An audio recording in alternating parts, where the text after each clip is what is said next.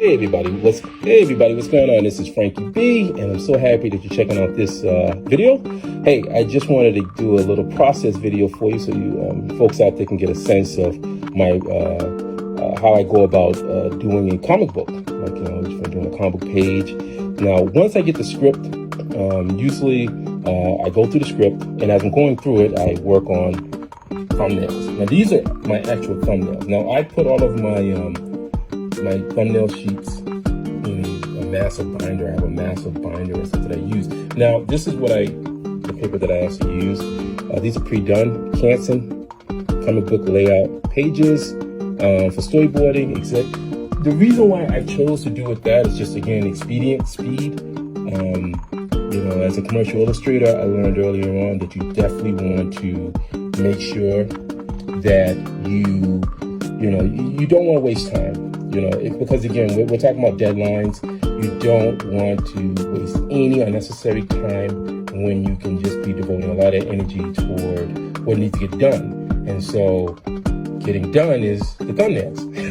So this was actually thumbnails for a short story that appeared in the comic book, the April Kickstarter campaign. It's a short story comic that we actually were able to fund. And the folks who contributed to that campaign will be getting this story plus some other stuff as well. So this was part of that story, and that's the thumbnails for it. This is a character sheet, and as you can see, I love Post-its. So this is just using a binder, but I have them inside the sleeve. This was for Frankengore, and Frankengore is another story that I I co-created the character with John Freeman. And I don't know what John Freeman's going to plan to do with it. He's done like a couple of stories and stuff, so we'll see. I think he's still working the bugs out with it. So anyway, came on a Wednesday. These were all I think the appearances of Frankengore. Or maybe not. Yeah, I think Frankengore appeared. I had to jot it down. In issue 9 and issue 14 of it came out on a Wednesday. And then these are some of the other character sketches. Now, these are character sketches. I love doing character sketches, a character sketch sheet, because they allow you just to sort of draw the character out. You can sort of get the feeling, the emotion of the character. They're not a model sheet. Now, the model sheet is a totally different thing. A model sheet is something more to give people a direct kind of generic viewpoint of how the character is, so that if they're sculpting from it or if another artist is looking at it, they can kind of know. Like if I was to do a model sheet for this character, it would be much more cleaned up and stuff. Very standard, front, back, side, that kind of thing. It's another character.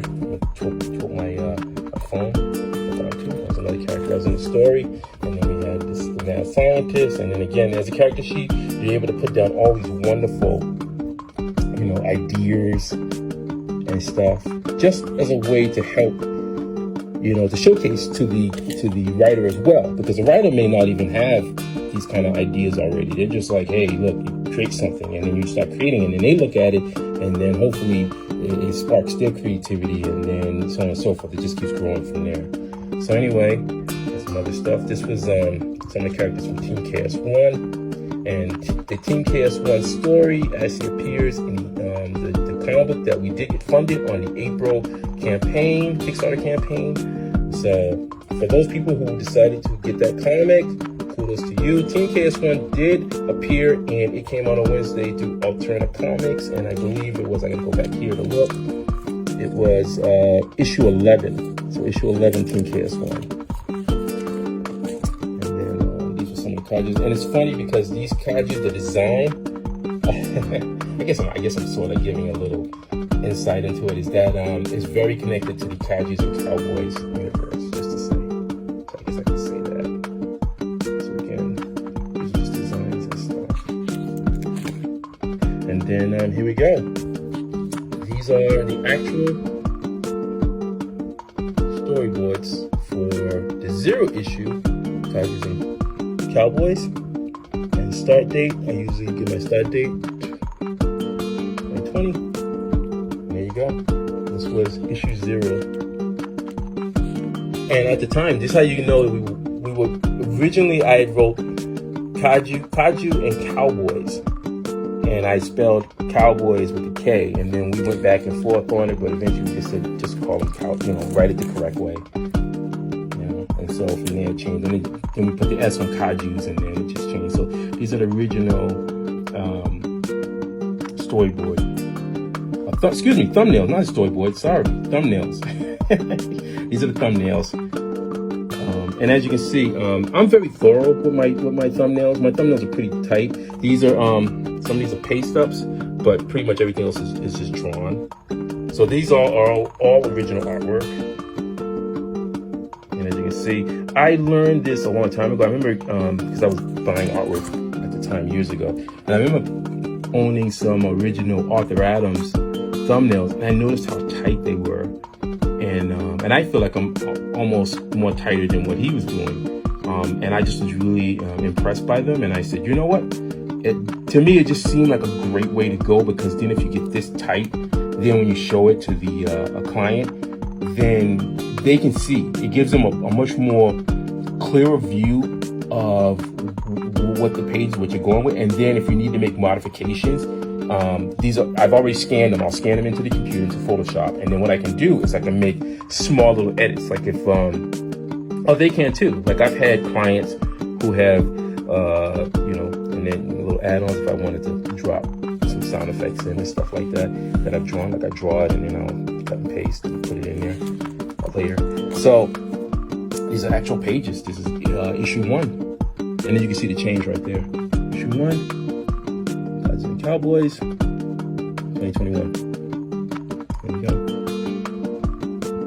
And as you can see the detail, and then you can see that these are paste ups. The more brighter white ones, you can see that these are actual copies that I did, and then the little arrow right there showing that that's going to go in there. And I'll add it. And then after I get my thumbnails, then if they're approved, I blow them up to the size that I want, which is roughly like a standard comic book size, and then I light box it, and then away we go. I light box it onto actual comic book boards, and away we go. And for me, it sounds like a long process, but it's not. It's literally something that I've become so accustomed with. And also, sometimes I will jot notes. Usually on a lot of stuff, I will put like notations, ideas, and things like that on the side of it.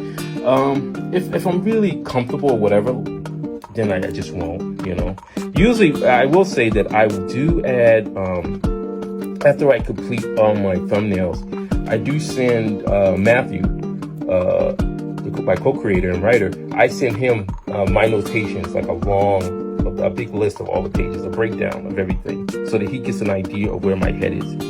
On why did I do what I did in my drawings, which I think is so essential, because I think that the writer needs to understand why I drew something, and they're in the loop, because they may look at it and they may not get it, and then it's very rare that they're like, you put this on there, I don't know, Frank, and then whatever.